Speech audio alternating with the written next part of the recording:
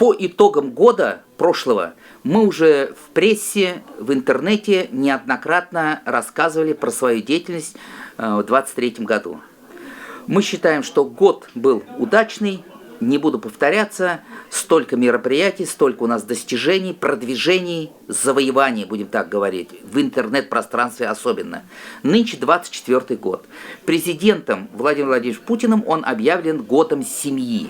Мы, не дожидаясь этого, провели уже 7 заседаний женского совета, которые направлены на сохранение семейных традиций, ценностей, религиозные, такого плана. Поэтому год семьи мы уже начали, мы уже вовсю работаем в этом направлении.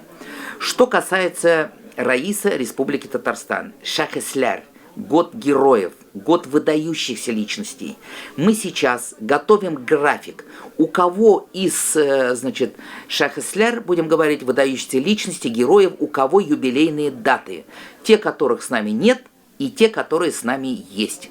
Вот мы уже выпустили на наших Шахесляр, у нас будут на каналах ДЛ-16 и штаб татарской молодежи.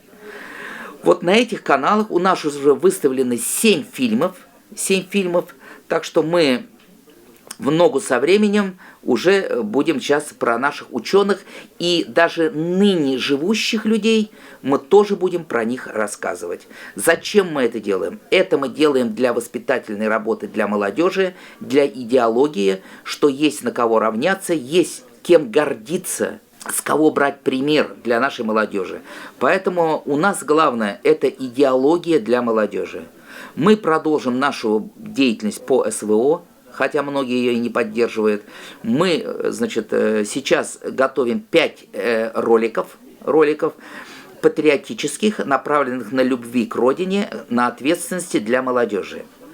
Теперь, мы создаем новый YouTube-канал, 5-й наш YouTube-канал, который будет разоблачать вот эту вот всю западную пропаганду, западную ложь, вот это что с Запада идет борьба за умы молодежи, и они прибегают к вранью, к недостоверным фактам, они искажают отечественную войну, они неприятно всегда высказываются о нашем руководстве.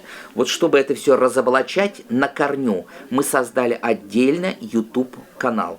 И сейчас он запускается. Также мы в этом году будем большой акцент делать, конечно же, как и в прошлом, на школы, на колледжи. Нам нужно живое общение с молодежью, живое общение со школьниками. У нас часто в штаб приезжают люди прямо с передовой, прямо с СВО. Они нам рассказывают правду, что там происходит. Сложно там, тяжело там, 1200 километров линии фронта. Но у всех полная уверенность в нашей победе, у всех уверенность в правильности выбранного курса нашего руководства. И вот это все мы доносим до молодежи, до школ, до колледжей. В колледжах и в школах также мы сейчас поднимаем настойчиво вопрос о патриотизме, о любви к родине, о любви к родителям.